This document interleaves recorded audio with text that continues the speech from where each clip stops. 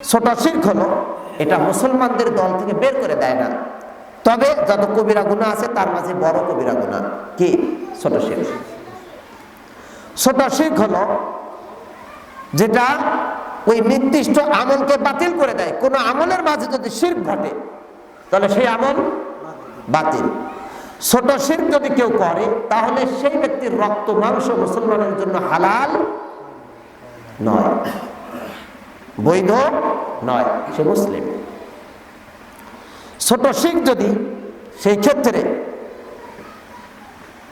এটা বিশেষভাবে ছোট শিরক করলে এমন একটি কাজ হবে যে এর দ্বারা তার বিশেষ কবিরা গুনাহ, সবচেয়ে বড় একটি কবিরা গুনাহ হবে বড় শিরকের পরে। আর মনে রাখতে হবে ছোট শিরক আমরা শর্টকাটে কাকে বলবো ছোট শিরক, তাই না? ছোট শিরক যেটা বড় শিরক না, ছোট শিরক হলো যেটা বড় শিরকের মাধ্যম, বড় শিরকের যেটা ওসিলা পন্থা, যার দ্বারা বড় শিরকে পৌঁছে যাবে এমন পদ্ধতি গ্রহণ করাটাই হলো ছোট শিরক। সুতরাং ছোট শিরক এটা কখনো কখনো এর মাধ্যমে ব্যক্তি কাফের হয়ে যেতে, ব্যক্তির কুফরি হতে পারে, কিন্তু সেটা ছোট কুফর। সুতরাং ছোট শিরক এবং বড় শিরক আমরা বুঝলাম।